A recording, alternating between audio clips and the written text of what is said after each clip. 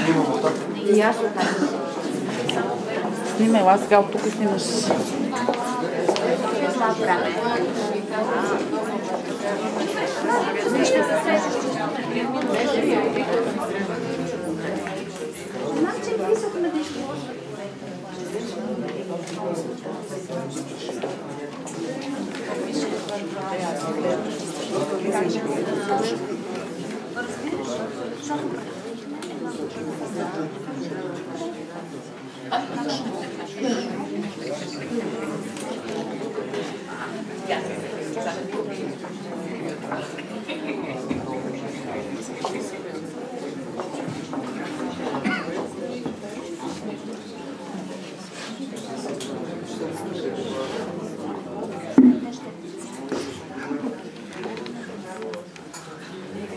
Няма да чакаме повече, да поставим начало на нашия брифинг.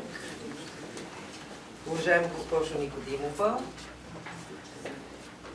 уважаеми дами и господа, представители на медиите, скъпи колеги, добре дошли на брифинга по повод на проект подготовка на служителите на Регионална здравна инспекция Перник за ефективна работа при бедствия и аварии. Проектът е финансиран с договор СА 12-22-4 от 2 юли 2013 година по оперативна програма Административен капацитет. Стойността на проекта е 239 732 лева 39 стотинки с продължителност на действие 18 месеца. Този проект се осъществява с финансовата подкрепа на оперативна програма Административен капацитет, съфинансиран от Европейския съюз чрез Европейския социален фонд.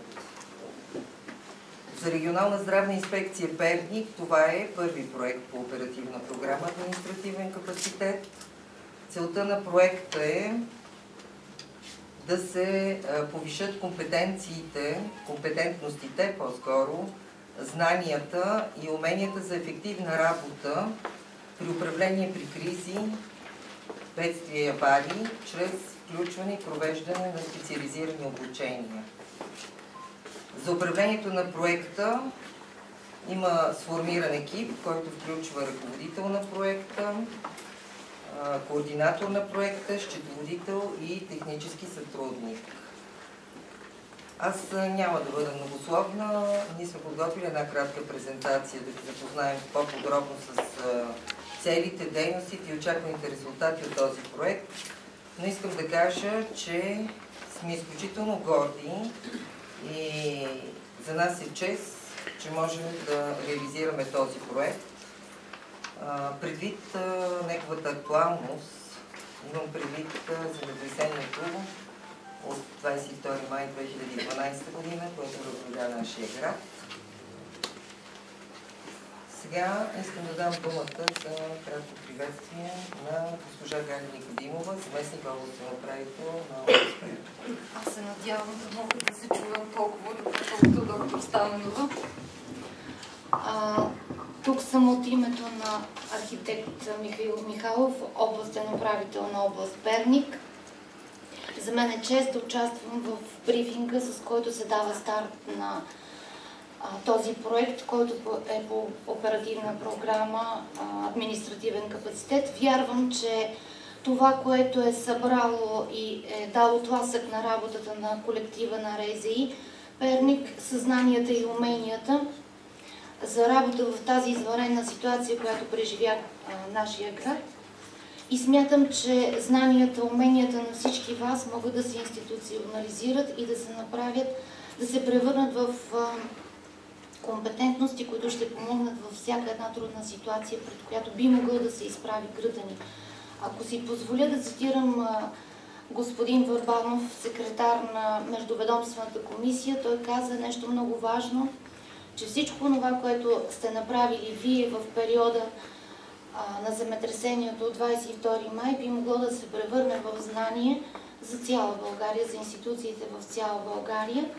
И от тази гледна точка пожелавам в проекта по тази оперативна програма да натрупат всички служители на РЗИ Перник да натрупат много знания, умения и компетентности и дай Боже природата и ние самите да не позволим да ги използваме рационално тези умения и компетентности. Приветствам лекарската гилдия, която виждам тук, което означава за мен лично, че на доброволни начала ще имате много сериозна подкрепа, а това винаги е гаранция за сериозен успех. Пожелавам ползотворна работа на проекта.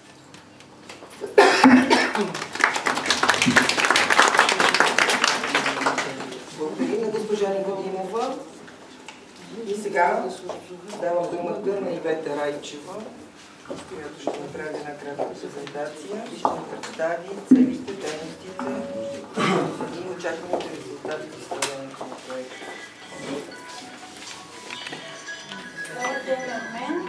Добре дошли на брифинга за представяне на проект подготовка на служителите от Регионална здравна инспекция Перник за ефективна работа при бедствия и аварии. Основната цел на проекта е да се допринесе за повишаване уменията на компетентните служители на РЗИ Перник за управление при кризи, бедствия и аварии, чрез провеждане на специализирани обучения. Специфичните цели на проекта са три. Първата специфична цел е повишаване на уменията на компетентните служители на РЗИ Перник за осъществяване на медицинско осигуряване при бедствия и аварии. Втората специфична цел е повишаване на уменията на компетентните служители на РЗИ Перник за съвместна работа с лечебни заведения за болнична помощ, Център за спешна помощ, областна и общинска администрация в условия на бедствия, аварии и катастрофи. Третата специфична цел е повишаване на уменията на компетентните служители на РЗИ Перник по планиране и организиране на здравните дейности при бедствия, аварии и катастрофи. За постигане на целите на проекта са предвидени следните дейности за изпълнение. Дейност номер 1 е разработване и поддържане на интернет платформа с възможност за дистанционно обучение на тема съвременни средства за комуникация и нормативни документи, регламентиращи организацията, силите и средствата за здравно осигуряване в условията на кризи, бедствия и аварии, на служителите на РЗИ Перник, членовете на съвета за медицинско осигуряване и медицинските екипи за работа в условия на бедствия, кризи и аварии. Дейност номер 2 за постигане на целите на проекта е разработване на учебна програма и материали и провеждане на дистанционно обучение на служителите на РЗИ Перник, членовете на съвета за медицинско осигуряване и медицинските екипи за работа в условия на бедствия, аварии и катастрофи. Третата дейност е разработване и разпространение на учебни материали за самоподготовка, теоретични и практични, и провеждане на 4 броя обучения за самоподготовка на компетентните служители от РЗИ Перник за действия в условия на кризи, бедствия и аварии. Дейност номер 4 за постигане на целите на проекта е разработване на учебни програми, учебни материали и провеждане на специализирани обучения за повишаване на уменията на съвета за медицинско осигуряване и компетентните служители към РЗИ Перник по отношение на планиране и организиране на здравните дейности при бедствия, аварии и катастрофи по следните тематики: оценка на риска, организиране и координация на действията на съвета за медицинско осигуряване при кризи, бедствия и аварии, управление на процесите по здравна защита за населението в условия на кризи, бедствия и аварии, прилагане на превентивни мерки за здравно осигуряване, недопускане или намаляване на последствията при кризи, бедствия и аварии. И последната тематика е ефективни административни действия по време на кризи, бедствия и аварии. Дейност номер 5 е обучително посещение на членовете на съвета за медицинско осигуряване към РЗИ Перник в подобни структури в Италия. Дейност номер 6 за постигане на целите на проекта е разработване и разпространение на ръководство за действие на съвета за медицинско осигуряване при бедствия, аварии и катастрофи. Дейност номер 7 е разработване и разпространение на наръчник с информация относно дейностите и отговорностите на институциите, неправителствения сектор и доброволци от община Перник, ангажирани в действия при бедствия, аварии и катастрофи. Дейност номер 8 са дейности и информираност дейности за информираност и публичност. Дейност номер 9 е организация и управление на проекта. И последната дейност е одит на проекта. Какви са очакваните резултати?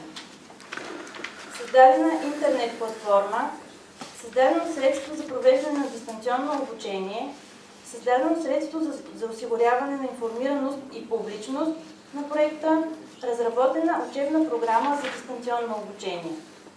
Проведено едно дистанционно обучение, обучени 3 компетентни служителя. 30 обучени служителя получили сертификати за преминал курс на дистанционно обучение. Повишени компетенциите на 30 служителя. Разработени учебни материали за самоподготовка. Изработени 50 броя учебни теоретични материала и 50 броя учебни практически материала. Проведени 4 броя обучения за самоподготовка в рамките на проекта. 30 компетентни служителя преминали 4 броя обучения за самоподготовка. Разработени 4 учебни програми. Проведени 4 броя специализирани обучения. Разработени 4 варианта на учебни материали спрямо учебните програми. Преминали обучение 30 служителя и получили сертификати за преминал специализиран курс на обучение. 3 служители повишили компетенциите си. Подготвено предложение за промяна на организационната структура и разпределението на отговорностите на Съвета за медицинско осигуряване. Разработено ръководство за действие на Съвета за медицинско осигуряване. Отпечатани и разпространени между всички регионални институции 100 екземпляра ръководство. Създадено средство за улеснение на работата и организацията на Съвета за медицинско осигуряване и звената подчинени на него.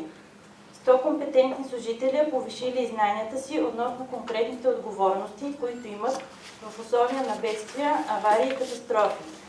Публикуван електронен вариант на ръководството. Разработен наръчник с информация и разпространено в 300 броя. Повишена информираността на 3000 служителя и 10 000 граждани.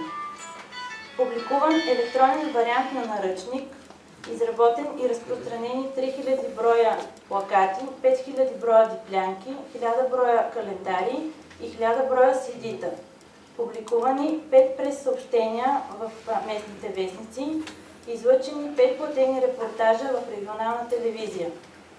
Проведени 2 пресконференции, създаден работещ екип от 4 души за управление на проекта, подписани договори с 4 души за управление на проекта, 4 души повишили професионалните си умения по отношение на организацията и управлението на проекта, отчетност на проекти, подготовка на документация и провеждане на процедури по Закона за обществените поръчки, прилагането на принципите на прозрачност и отчетност на администрацията. Качествено реализиран проект. Осъществен одит на проекта от сертифициран одитор.